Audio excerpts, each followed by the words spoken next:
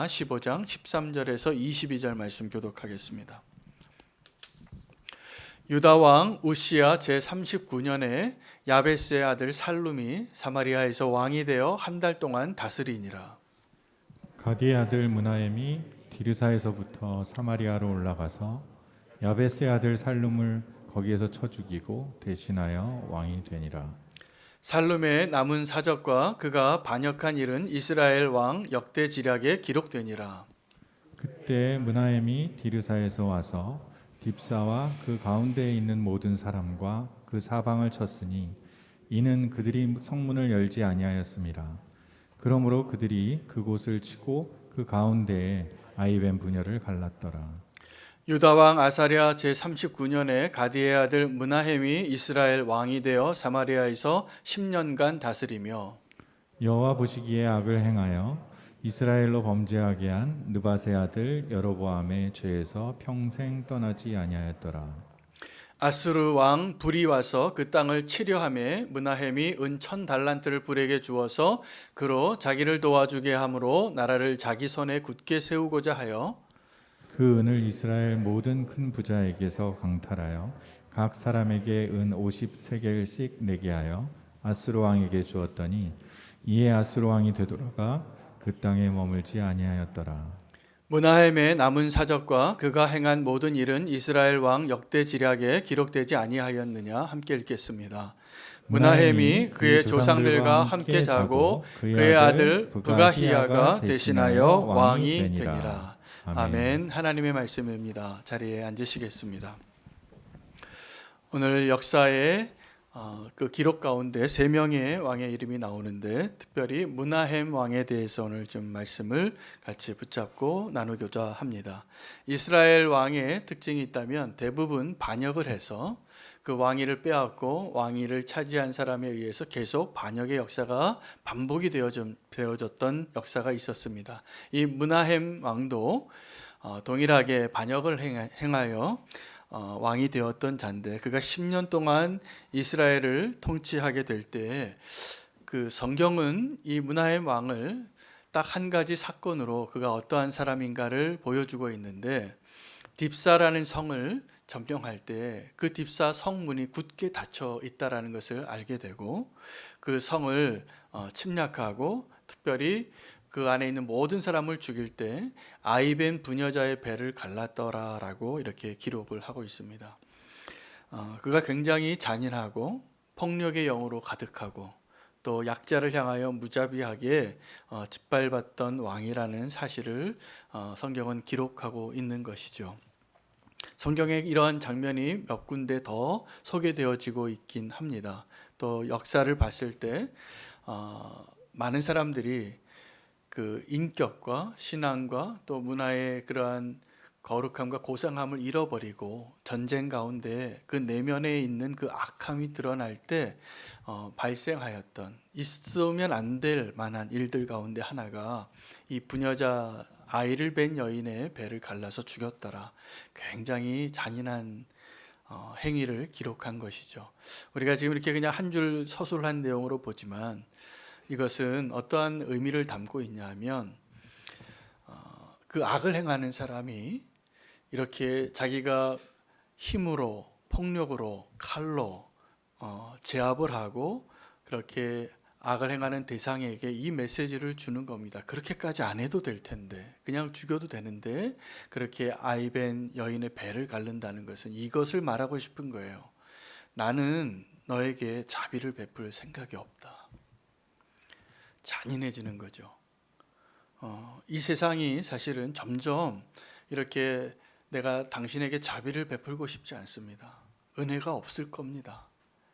그리고 그렇게 잔인하게 당신을 죽일 겁니다. 라는 메시지를 전하는 세상에 저와 여러분이 지금 살고 있다는 것을 아십니까? 굉장히 많은 사람들이 무자비하게 또 자비가 없이 은혜가 없이 사랑이 없이 그렇게 살아가고 있는 모습을 보게 됩니다. 임산부는 어떠한 사회든지 어떠한 시대였든지 가장 연약한 자예요. 또한 동시에 그 안에 가장 소중한 생명을 안고 있기 때문에 정상적인 사회라면, 정상적인 인격을 가지고 있는 사람들이 모여 있는 것이라면 어떠한 자리가 있을 때 보호하고 생명을 구할 수 있는 자리가 있을 때 나는 그래도 건강하니까, 나는 그래도 더 힘이 있으니까 당신이 그 자리에 앉고 당신이 먼저 그 구명정에 타세요라고 양보해야 될 1순위예요. 대부분 사회가 그렇게 살아갑니다. 그래서 우리도 버스를 타거나 전철을 타면 노약자석에 그림이 딱 그려져 있잖아요. 그 아이를 뵌 여인의 모습이죠. 너무나 사실은 소중하고 아름답고 우리가 지켜줘야 할 어떤 대상인데, 전쟁 가운데 칼을 휘두르던 그 군인이 또 이 폭력을 가하는 압제자가 악의 어떠한 그 수위를 넘어가게 되면 이렇게 내 안에 있는 그 악한 본성이 드러나게 되는데, 안타깝게도 교회 역사 속에 십자군 전쟁에서 십자가를 들고 나가서 싸웠던 십자군들이 이슬람 지역에서 이런 악을 행했습니다. 그러니까 우리가 이렇게 생각하시면 됩니다. 내가 이렇게 가장 잔인한 악을 행할 수 있는 가능성이 있는 사람이 될 수 있구나. 여러분, 우리도 어떠한 악한 일에 직면하게 될 때 내 내면의 악을 발견하고 깜짝 놀랄 때가 있지 않습니까? 내가 이렇게까지 화낼 일인가? 내가 이렇게까지 저 사람을 짓밟아야 되는가? 저렇게까지 미워해야 하는가? 여러분, 그러한 일이 우리의 삶 가운데 지금도 일어납니다. 안 그런 척하고 앉아 계시는 거 제가 다 알아요. 근데 우리 안에 이렇게 그 아이벤 여인의 배를 가를 정도로 잔혹한, 잔인한, 악한, 폭력이 가득한 그 본성이 저와 여러분 안에 있다는 것을 저는 고백합니다. 제 안에 그런 악이 있어요. 근데 제 인격과 신앙과 또 하나님이 함께 하심으로 그걸 억누르고 있고, 그렇게 하지 않으려고 우리가 의지를 가지고 안 할 뿐이에요. 그러니 모세가 눈에는 눈, 이에는 이라고 말하는 이유가 당연해요. 안 그러면 우리는 다 지금 너무나 위험한 세상에 살아갈 것입니다. 분명합니다. 이 세상은 지금 점점 자비가 없어져요. 그래서 누가 하나 조금만 잘못하는 걸 봐도 나랑 상관이 없으면, 내가 조금도 그 사람과 관계가 없다라고 생각이 되어지면, 특별히 익명으로 어떤 말을 할 때 아이벤 여인의 배를 가르는 것보다 더 잔인한 말을 서슴지 않는 사람들이 너무나 많습니다. 우리 안에 그런 악이 존재합니다. 선교의 시대가 열렸을 때, 여러분, 지금 우리가 이렇게 기독교를 저희도 믿게 되고 또 이 기독교가 전 세계 땅끝까지 복음을 다 전할 수 있는 이러한 선교의 시대, 마지막 시대가 되었던 것이 그렇게 오래전 이야기가 아닙니다. 100년 전, 개신교 역사로는 100년 전, 우리 또 캐톨릭까지 포함해서 구교의 역사로 따지면 한 200년 정도, 요 기간 안에 이 복음이 전 세계에 다 전파되어졌습니다. 놀라운 일이죠. 어떻게 그런 일이 가능하게 됐을까요? 그때 유럽 땅에서는, 기독교의 근거지였던 그 유럽 서구 문명에서는 종교 개혁이 일어나고 활자가 발견이 되어지고 더 변혁이 막 일어날 때, 이 원래 기독교였던 구교회가 신교도들한테 유럽의 땅을 빼앗깁니다. 그래서 그들이 눈을 돌린 게 신대륙이었어요. 저기 새로운 땅이 있다.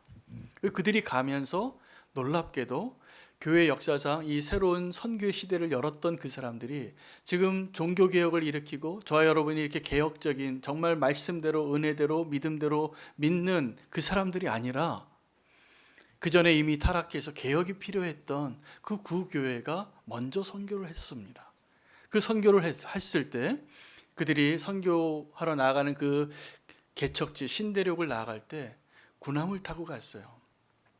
신대륙에 도착해서 문을 안 열면 대포를 쐈습니다. 칼을 휘둘렀고 군인들이 군화로 그 땅을 먼저 짓밟고 그 땅에 있던 황금을 취하러 간 거죠. 여러분, 그래서 이 교회 선교의 역사는 새로운 신대륙을 점령했던 정복자들의 역사예요. 그 배에 두 종류의 사람이 타고 있었어요.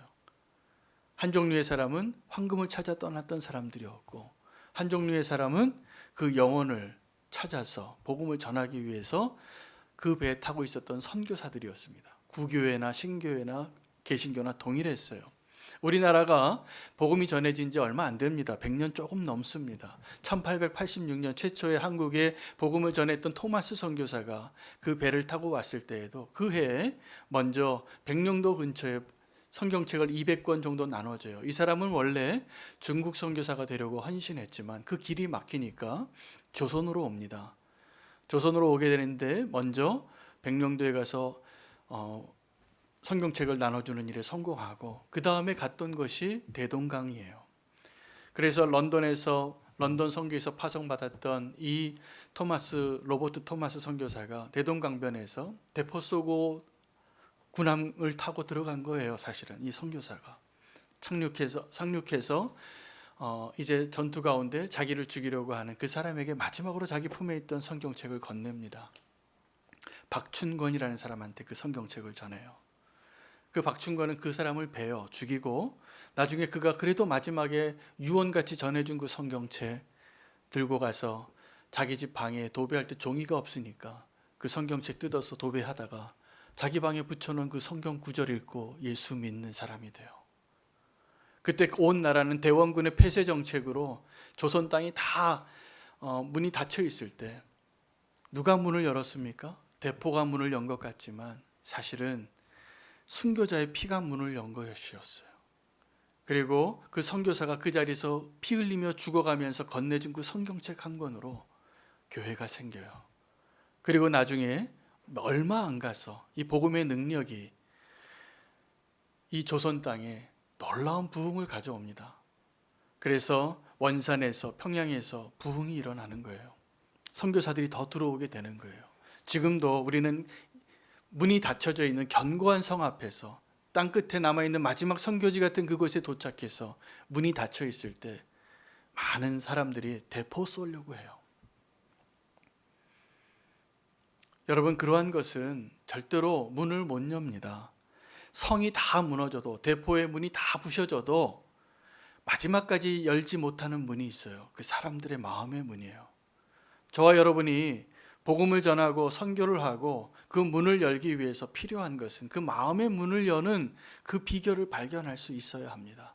문하햄은 그 성문을 열지 않으니까 그 사람들에게 더 잔인한 왕이 됩니다. 그 딥사의 성에 있던 그 사람들이 왜 문을 안 열었겠어요? 이 사람이 잔인한 왕이잖아요. 이 사람이 폭력을 쓰는 사람이잖아요. 그런 사람 앞에서는 더 문이 닫히는 거예요. 더. 그는 그 문을 열고 문을 안 여는 그 사람들에게 더 잔인한 모습을 보여줍니다. 다음에 나에게 문을 안 열면 국물도 없다고, 자비가 없다고, 그렇게 잔인한 모습을 보여주는 것이죠.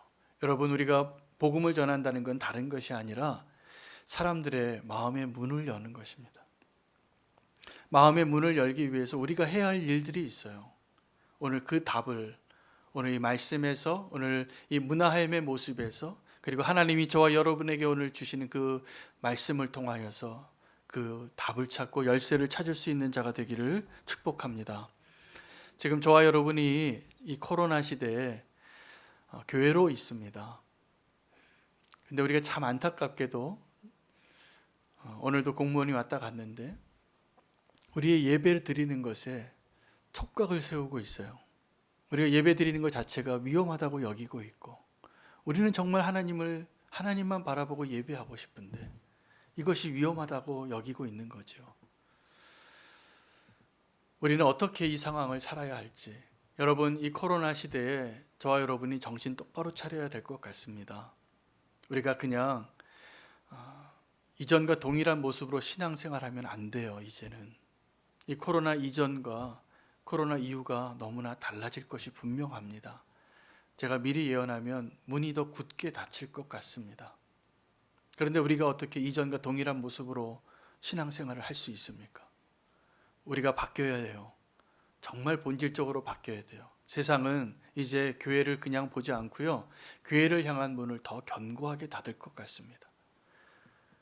그런데 우리는 이 땅에 존재하는 이유가 고립되어서 이 세상을 향하여 돌 던지고 심판받을 세상이라고 말하고 구원의 방주에 들어가는 것이 우리의 사명이 아니에요. 그건 나중에 주님이 하실 일이고, 우리가 저와 여러분이 이 땅에 교회로 살아가는 이유는 하나님을 향하여, 교회를 향하여 닫혀져 있는 그 문을 열기 위해서 존재하는 것임을 알아야 합니다.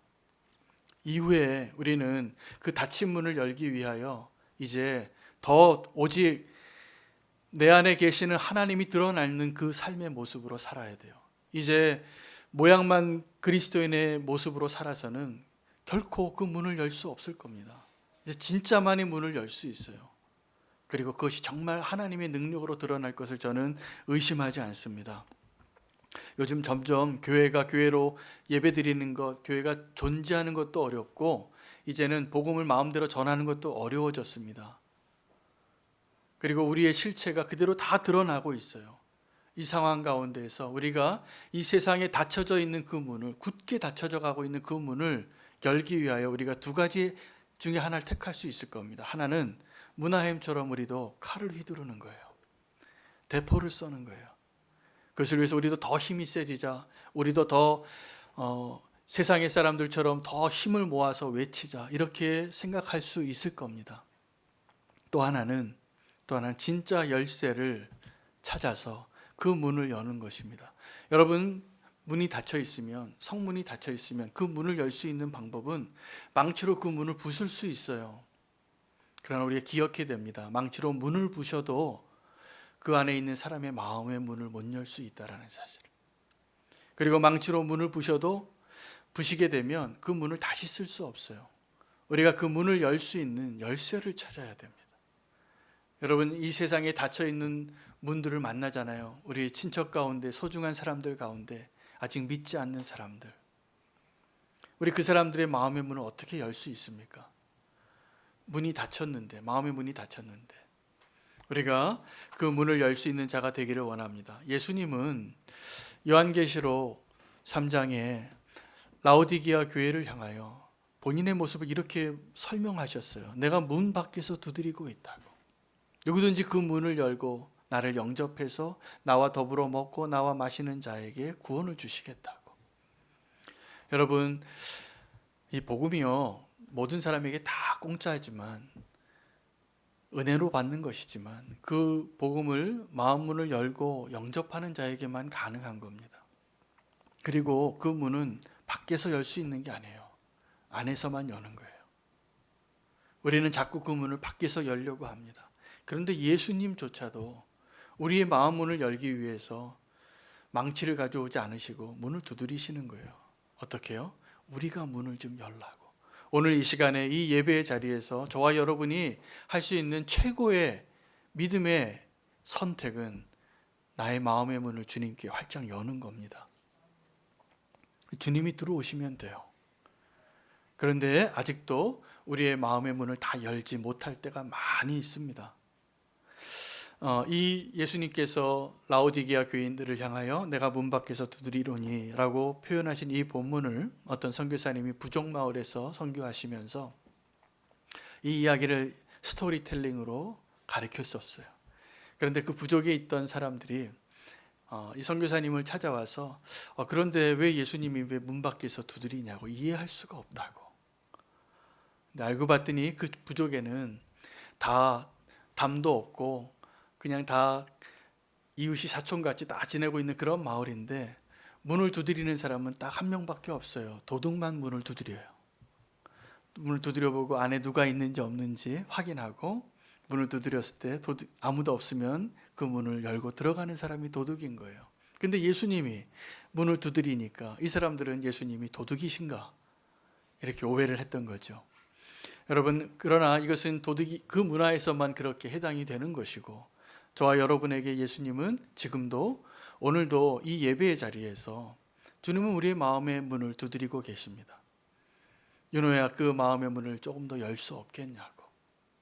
네가 지금 다른 사람에게 열지 못하는 그 문을 좀 열 수 없겠냐고. 내가 지금 그 문에 들어가고 싶다고. 저는 요즘 아내와 함께 신방을 하고 있거든요. 이렇게 파송 오신 교우들과 지난해 등록하셨는데 아직 신방을 못 받으신 분들이 있어서 시간을 내서 신방을 하고 있는데 생각보다 시간이 많이 걸리고 있어요. 그 말씀 준비할 시간이 모자랄 정도로. 그런데 제가 그 신방을 하면서 너무나 감사한 것은 그 자리에서 문을 여시더라고요, 우리 성도님들이. 제가 그래서 시간이 가는 줄도 모르고 함께 그 이야기를 듣고 마음 문을 여셨기 때문에, 내가 알지 못했던 그 이야기들을 나누셨기 때문에 함께 울고 함께 기뻐하는 시간을 보내고 있습니다. 너무나 감사해요.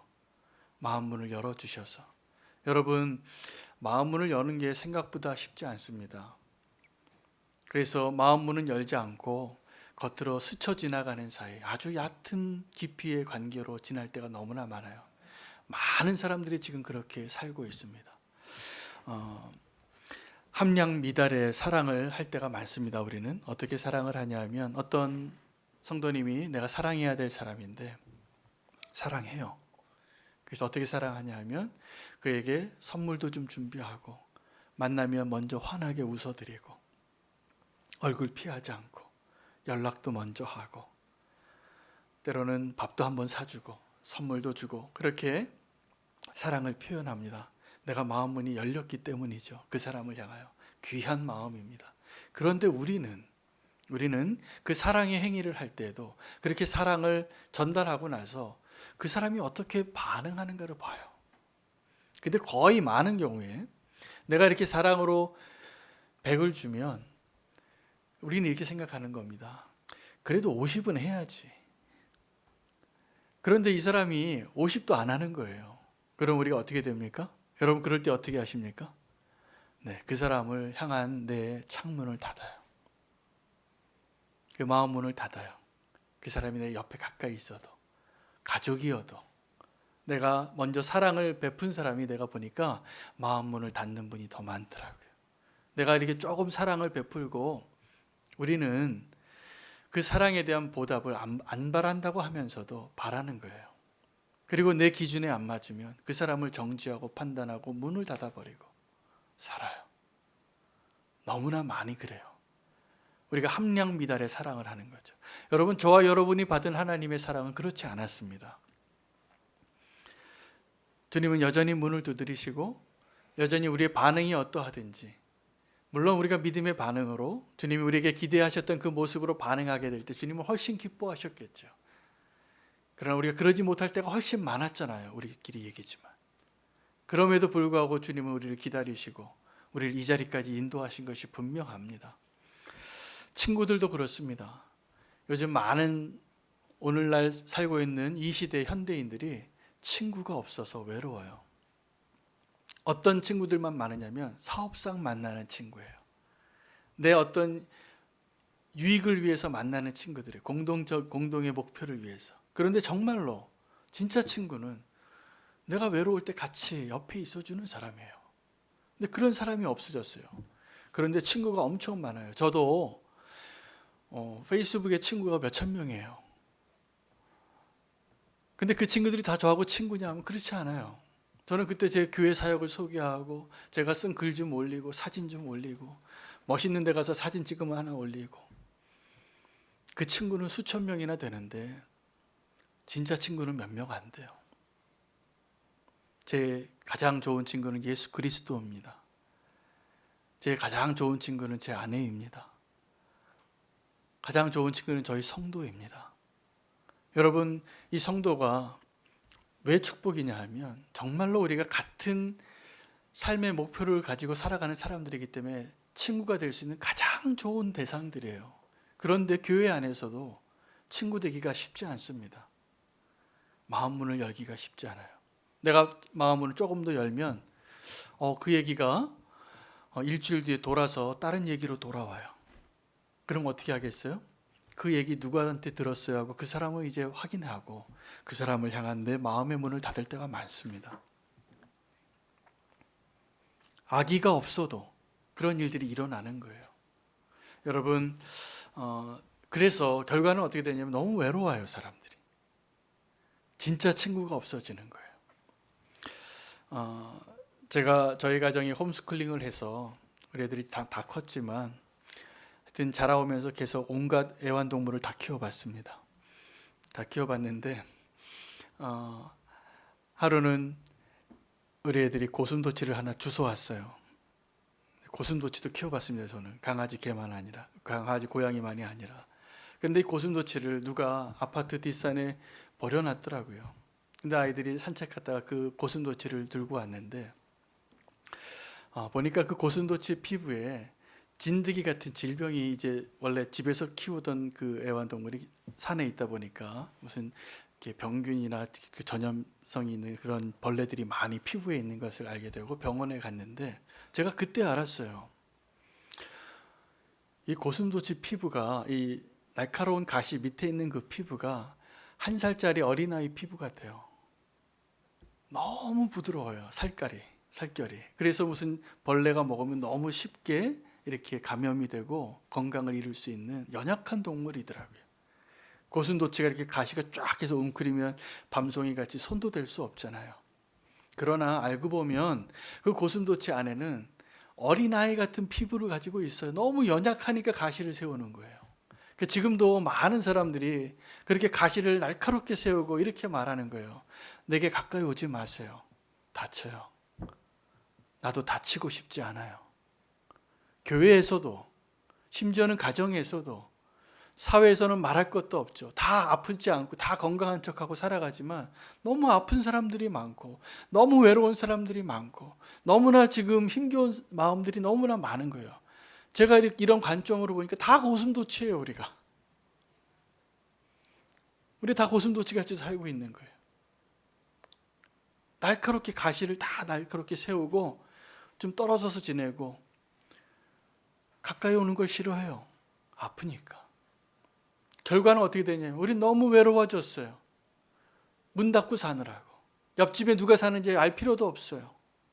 모르는 게 차라리 더 편해요. 우리 그렇게 살아간 지 너무 오래됐습니다. 마음문을 열고 살 수 있는 것이 축복입니다. 소중한 사람과 함께. 그러나 원수에게는 그 문을 열면 안 됩니다. 오늘 문하햄이 그 닫힌 성문을 향하여 정말 폭력이 가득한 자로 그 땅을 짓밟고 사람들을 다 죽였지만 잔인하게, 거꾸로 오늘 그 문하햄의 인생에 있었던 일 가운데 강대국이었던 아수르의 대왕 불이 쳐들어오니까 그가 문을 열어줘요. 그리고 은 1,000개를 주고선 돌려보내요. 근데 그 은 1,000개가 어디서 나왔다고 기록하냐 하면 자기 나라의 부자들에게 한 명당 50개씩 은을 다 받아서 1,000개 만들어서 보내준 거예요. 강한 자에게는 비굴하고 약한 자에게는 계속 또 폭력적이고 강포한 모습으로 살았던 그 모습이 문하햄입니다. 여러분, 우리가 지금 주님께 문을 열고 살아야 하는데 우리에게 소중한 가족과 교인과 사랑하는 친구들에게 문을 열고 살아야 되는데 그러지 못하고 사는 사람이 많아요. 그런데 너무 외로워지니까 문을 열지 말아야 할 다른 상대에게 문을 여는 거예요. 아수르의 불에게 문을 열었던 문하햄처럼. 여러분, 사람들이 외로우니까 관계는 다 단절되고 같이 일주일에 만나는 사람 정말 친구로 만나는 사람 손도 못 꼽아요.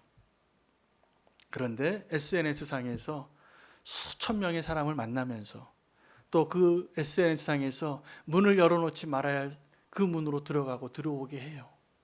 여러분, 우리 자녀들이 지금 뭘 보고 있는지 아십니까? 그 세상의 가치관이 그 어린 나이에 우리 자녀들에게 들어와서 지금은 당연하게 이렇게 막 말을 하고 살아요. 남자랑 남자가 사랑하면 안 되냐고. 여자가 여자랑 결혼하면 안 되냐고. 결혼하기 전에 같이 동거하는 게 죄냐고 물어보잖아요.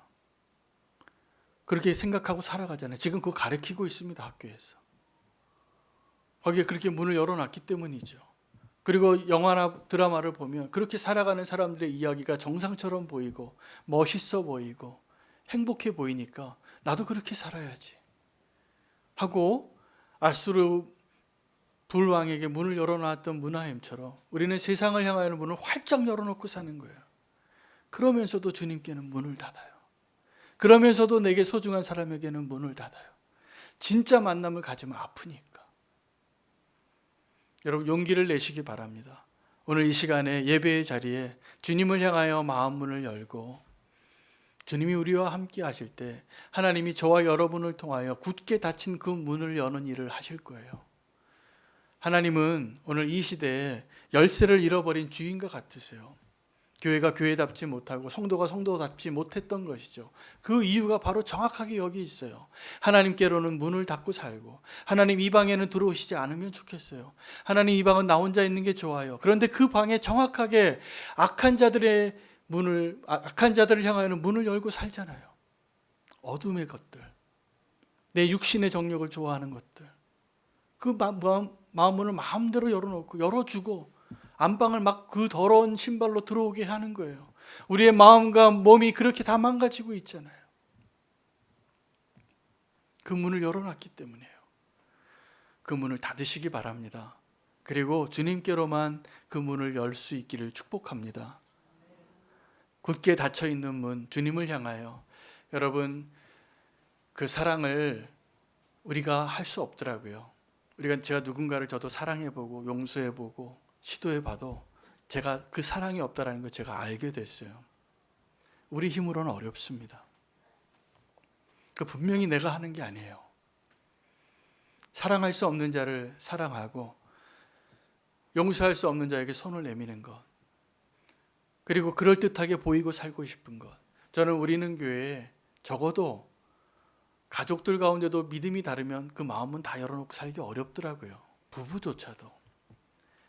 그러나 우리가 정말 같은 믿음을 가지고 살아가는 자라면 함께 마음 문을 열고 함께 하나 되어지는 그 진정한 공동체가 되어야 하지 않겠습니까? 우리가 그 일을 하려면 먼저 다른 것 할 게 아니라 하나님께 내 마음의 문을 다 열으셔야 돼요. 그러면 주님이 우리 안에 들어오시는 겁니다. 그리고 그 사랑이 내 힘으로가 아니라 하나님의 사랑으로 그 일이 가능하게 될 것입니다. 세상이 이제 점점 교회를 향하여 문을 닫아가는 시대를 우리가 준비해야 됩니다. 근데 그 문은 절대로 우리가 전도지나 사탕 하나 들고 절대로 열 수 있는 문이 아닙니다. 우리 안에 이 세상이 갖고 있지 못한 무언가를 가지고 있다는 것이 느껴져야 돼요. 형제가 서로 사랑하는 것을 통하여 우리 형제가 서로 사랑할 때 이 세상이 보게 되는 거예요. 아, 저들 안에는 하나님이 계시는가 보다. 우리가 주님께로 마음 문을 열고 주님이 우리 안에 오셔서 그런 아름다운 가정, 아름다운 공동체 세워나가는 일을 먼저 하시기를 축복합니다. 다른 데 문 열어놨던 거 빨리 문 닫으시기를 축복합니다.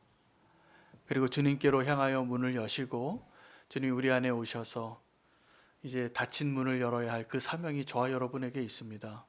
이제 코로나 시대 지나면 정말 더 굳게 닫혀져 있는 그 문을 향하여 우리가 부딪히게 될 거예요. 그때 우리는 둘 중에 하나를 택하는 거예요. 우리도 그들과 같이 분노할 것인가?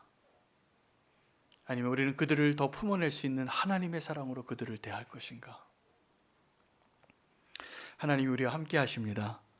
오늘 이 예배의 자리는 주님께 우리의 마음 문을 열고 주님이 우리 안에 오셔서 주님의 방식으로 우리의 삶이 변화되어지고 세상에 닫힌 문을 여는 열쇠가 되게 해달라고 함께 기도하겠습니다. 기도합니다.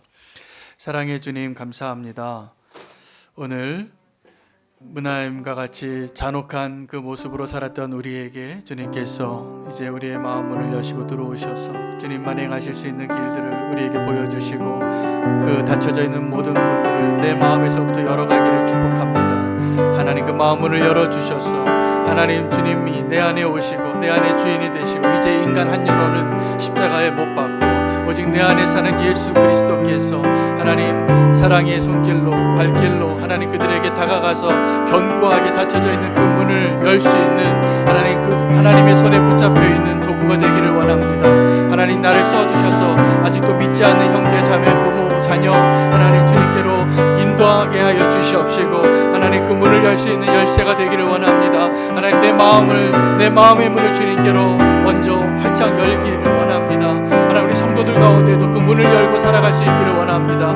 고슴도치와 같이 하나님 한껏 찌푸리고 가시를 돋구고 살아가는 자가 아니라 하나님 내 안에 그 연약함이 있는 그대로를 보여주고 하나님 함께 문을 열고 함께 사랑하고 보듬고 사랑하고 나아갈 수 있도록 하나님 그 세상이 우리 가운데 있는 그 하나님을 볼 수 있도록 인도하여 주시옵소서.